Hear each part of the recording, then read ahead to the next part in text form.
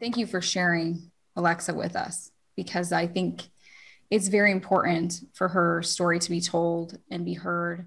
Let's start at the beginning of how you got into the natural community, like how you got in there to even before you even were considering this kind of thing. So where's the beginning? I'm going to start with the birth of my first baby, Amber. Amber is going to be 27 this summer. I was working full time, typical first pregnancy. I went overdue with her. I had to be induced, but overall it was a really good experience having Amber.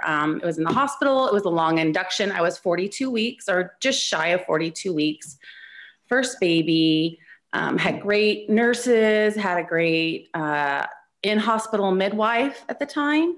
And it was a long induction. It was a long pushing phase. She came out, she went to the NICU for a short period of time, 12 hours. At the time it was tragic, but now doing what I do, that was nothing. And then I went into, after you have a baby, you go into breastfeeding, and breastfeeding just didn't work out for me with Amber. She was failure to thrive. I never made enough milk. I nursed her and formula fed her for 9 months, but I was working full time and that was it. So then 3 years later, I get pregnant again with my son, who's Austin. He just turned 23 last fall. And I thought, okay, I'm going to do everything different because I had breastfeeding and lactation failure. Like, obviously there's something wrong with me. I didn't do everything right. So I'm going to go. I actually went to La Leche League when I was pregnant with him. I met a wonderful woman who's become one of my dearest sisters since then, because we both had lactation failure with our first and we were there with our seconds. So I'm in my pregnancy with Austin and I hit 42 weeks again and still no baby, and I have to be induced. So I go into the hospital to be induced again, but this time it did not go the way I wanted it to go. It was hard. It was no epidural. They wouldn't give me an epidural. I was not supported. I felt very violated. After 36 hours, I finally had him. And here we go again with the breastfeeding and lactation failure again. So I already made contact with La Leche League beforehand with those leaders. So I went back into them as well and found wonderful support, unconditional love. And I stayed in La Leche League for years after that point. Even though I never was able to fully breastfeed him, I always had to supplement my kid, or else they just didn't grow. I never could sustain them on my own milk. So I had lactation failure again, but I found this community that supported me, met me where I was, and then started planting seeds, like, oh, natural's best.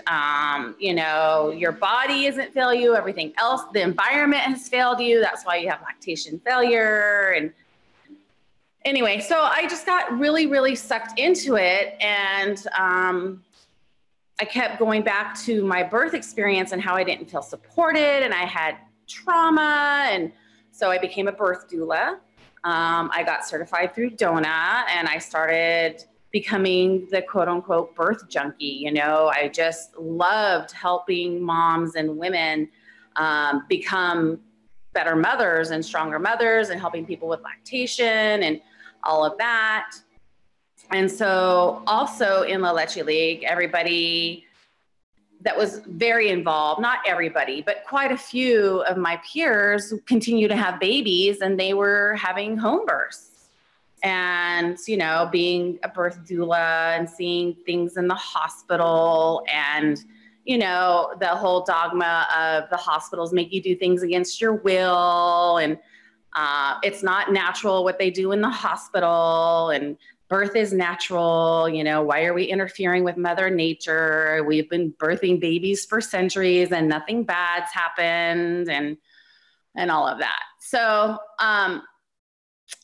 they knew I was a birth doula and I was interested in studying midwifery, and I met the local midwife and, kind of talked to her a little bit about being an apprentice, but that never really happened. I did work at another birth center for a short period of time, and then bam, I'm pregnant. Alexa was not a planned pregnancy. It was something that just happened. I thought I was actually done having kids, because by the time I got pregnant with Alexa, my oldest was already 11 years old. And my youngest was, how old was Austin? 8 or 9. So, I thought I was done having kids, and here I have this surprise pregnancy.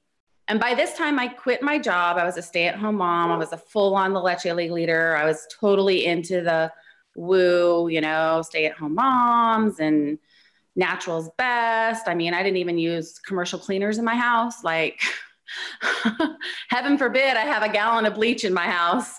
Just anyway, whatever. So, at this point, I'm talking to my husband, like, I don't want to have another horrific birth experience. Having Austin was really, really traumatic. Like, I labored on Pitocin without an epidural.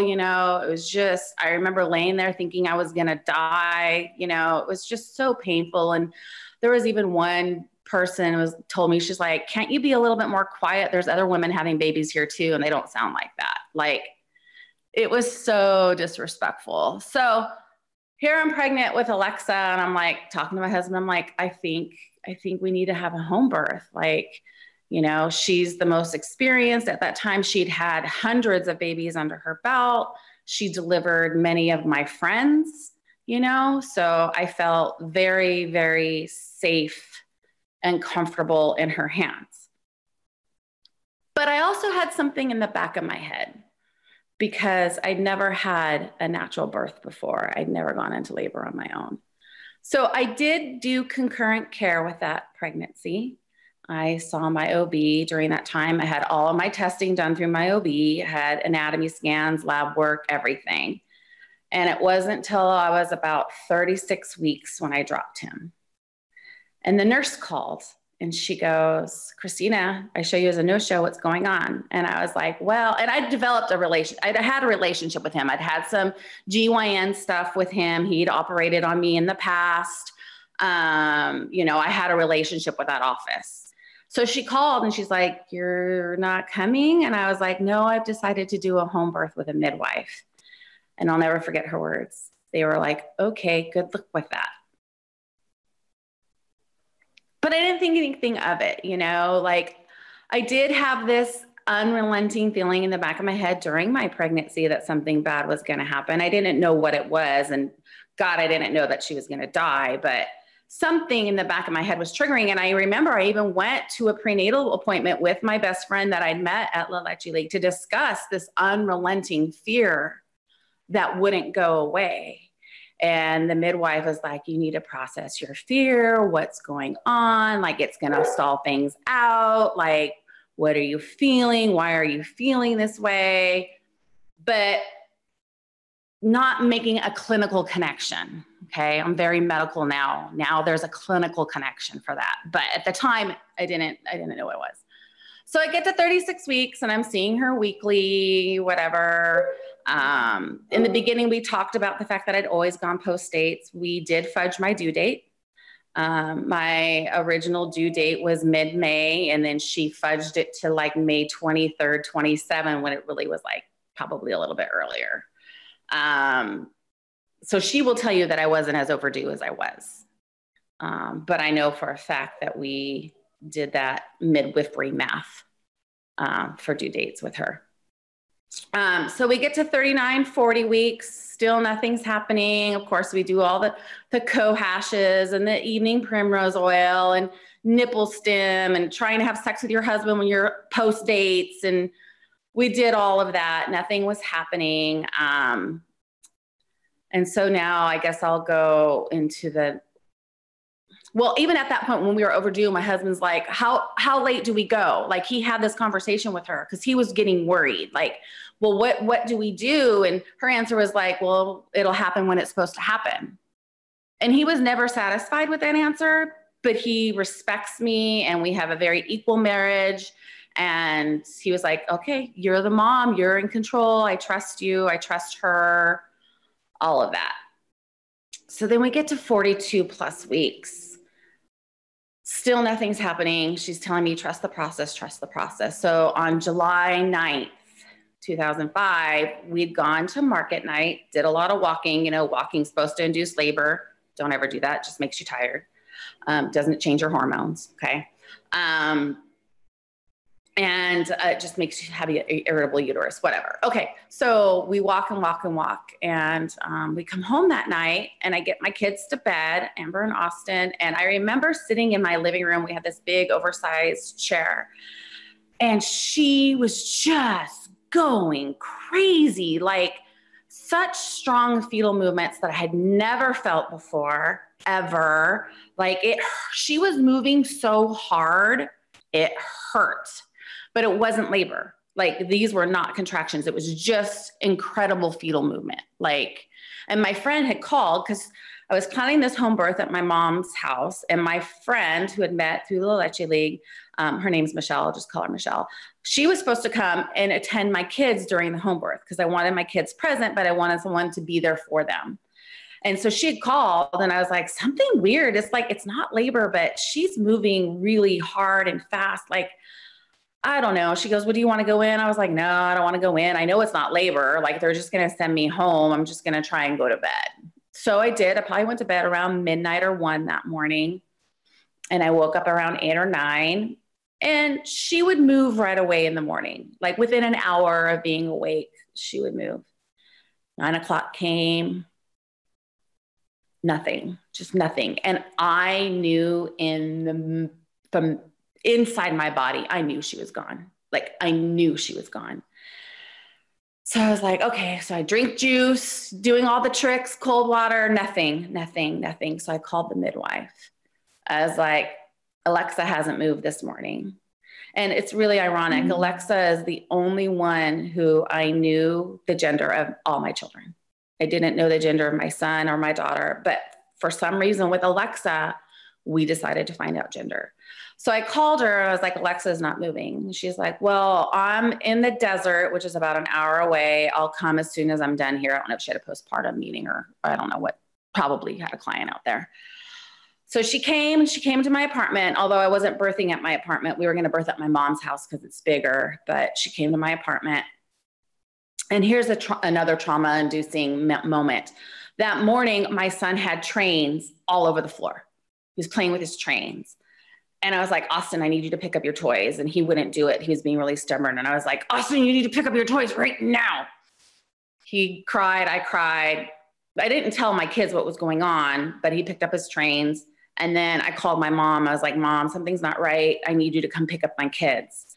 She's like, okay. So my mom came and picked up my kids. She gets to my house and she puts the Doppler on. And immediately it's different.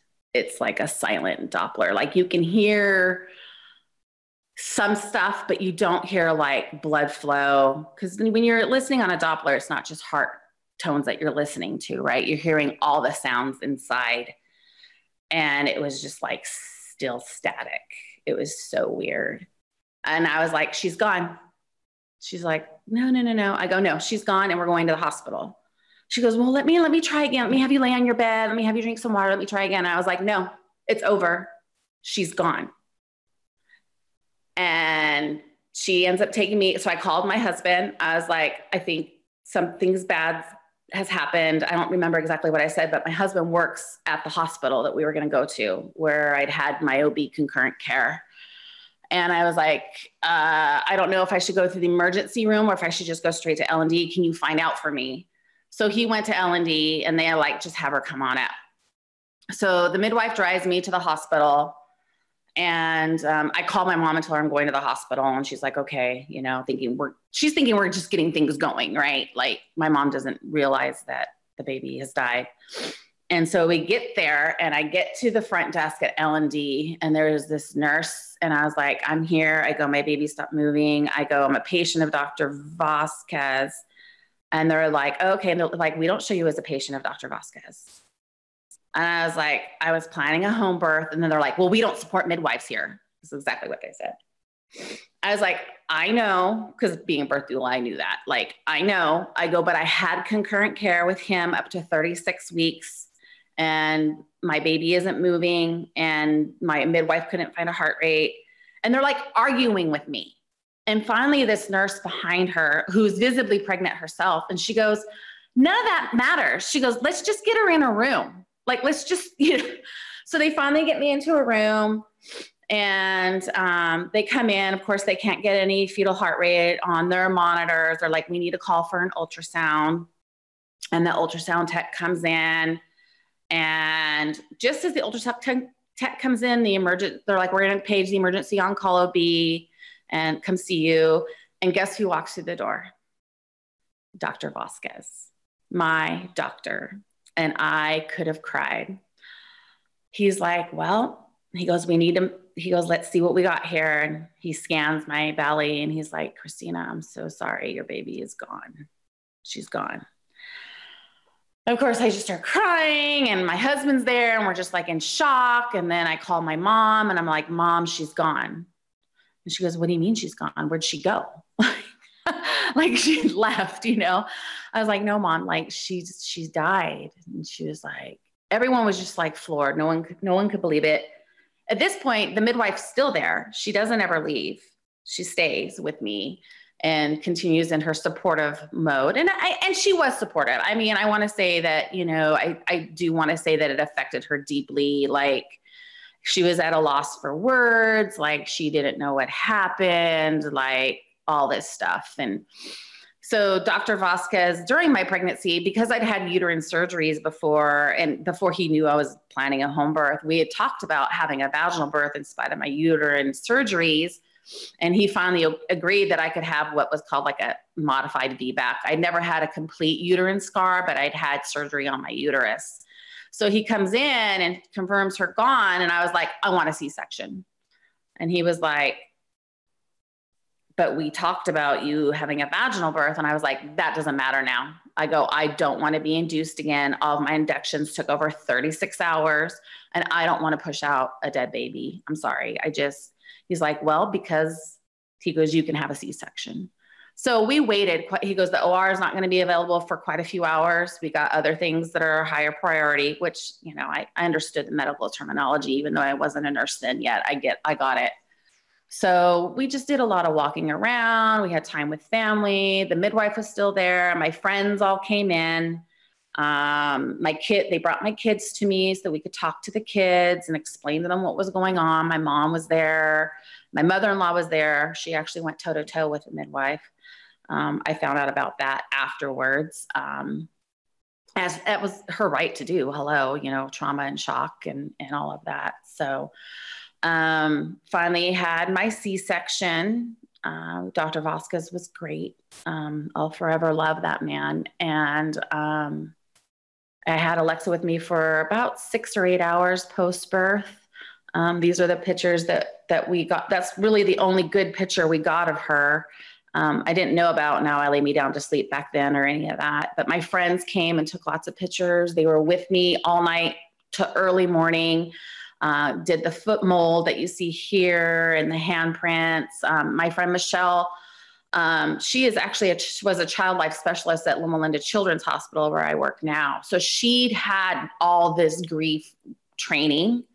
So she just applied all of that to us, like came in, took pictures, brought clothing. Like were able to do all of those rituals because of her. And in fact, after I'd had Alexa, about a month after I'd had her, the social worker from the hospital I delivered at, she's like, how did you guys know to do that? And I explained to her because of my friend and all of that. So I continued to see the midwife afterwards for emotional support. I also saw Dr. Vasquez and I asked him, I was like, what happened? Why? He's like, I don't know, Christina. He goes, I don't know. He goes, sometimes it just is. And that's what I said for a lot of years. It just is.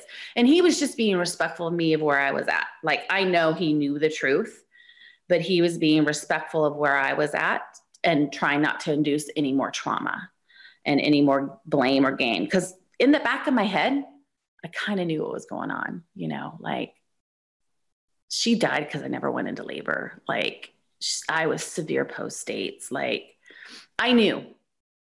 So I heal from her and I continue my work in the Leche League, although it's a little bit different. Doesn't feel quite as right. I don't feel like I belong, kind of a thing. But I continue, and I think maybe that I want to be a nurse at this point and continue with my lactation, but I'm not 100% sure. But I still kind of dabble in it. And I started working at a birth center. I worked as a secretary, and then I assisted a couple of births in the with the birth room.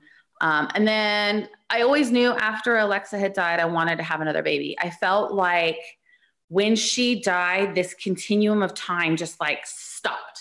Like something, like we prepared to have a baby and add this person into her life, not just me, but my kids too. They were expecting this sibling and it was just taken away from them. So I even remember right after the ultrasound that confirmed her dead, telling my husband, we're going to do this again. Like that was just trauma at the time. But like, I was like, oh, this isn't the end of this story. Like, this is not the end of this story.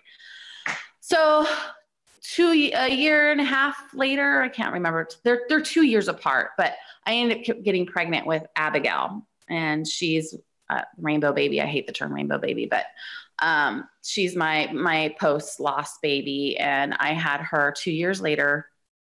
And during the time, I did continue my relationship with the midwife, and she emotionally supported me during this pregnancy, and we would talk a lot. And like, she did work on emotional support and healing, because I had a huge fear I was going to end up with another dead baby. Like, it just would not go away. Like, I'm going to have, and she's like, encourage a lot of visualizations and art. And I drew pictures of me pregnant with a live baby and all of that. And, I had Dr. Vasquez.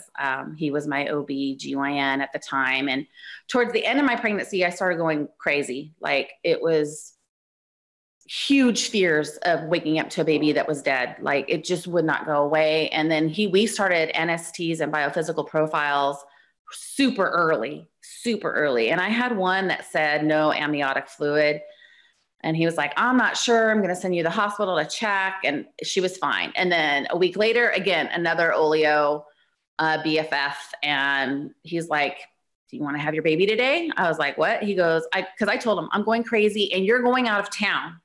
Like, you're leaving to a conference. Like, I can't have you leave me right now. Like, it was so, I was just where I was. And so I had another biophysical profile that showed oleo, and he called me. He goes, do you want to have your baby today? I was like, right now? He goes, like, can you get to the hospital? I was like, well, my kid's in a couple hours. He goes, Christina, this is an emergency.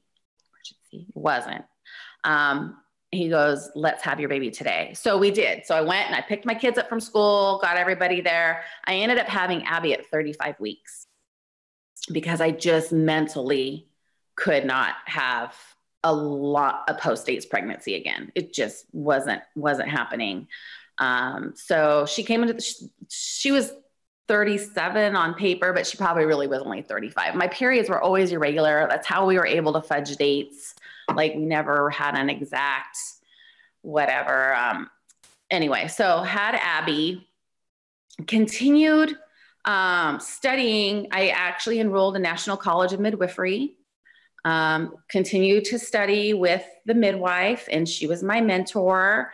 And, we always just said that Alexa died because just bad things happen to good people, and babies, just babies die, right? Never making a connection to what really happened until I finally decided, you know what, I am going to go to nursing school. I can't get a job that's paying any decent kind of money without having that RN behind me.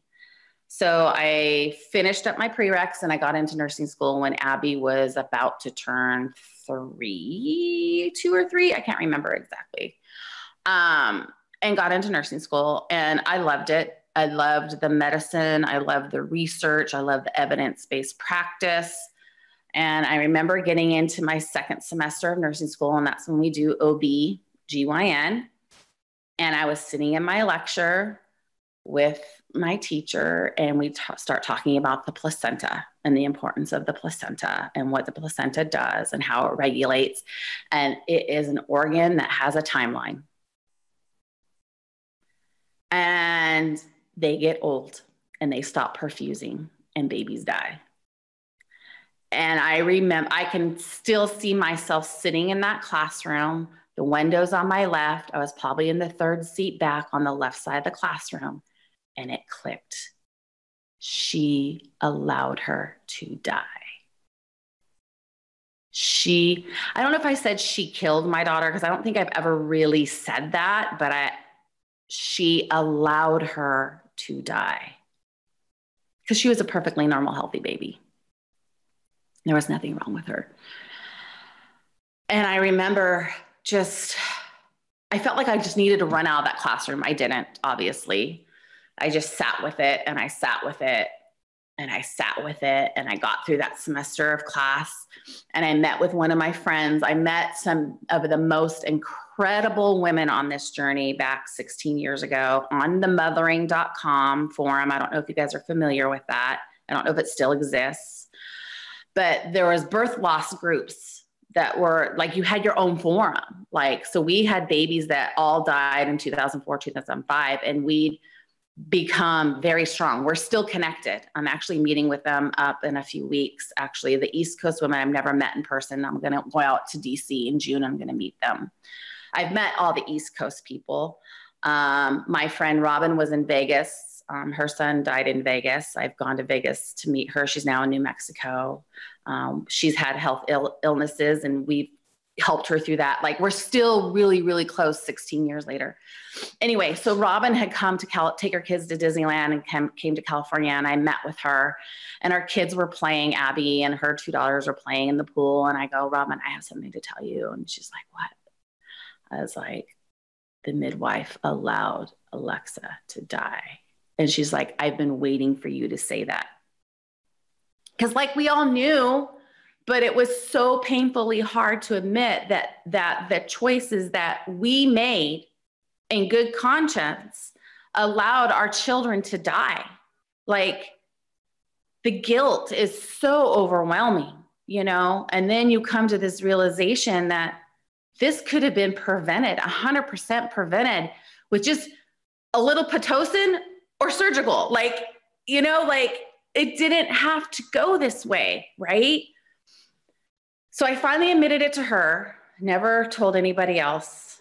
I don't think I admitted it to my husband until your son died.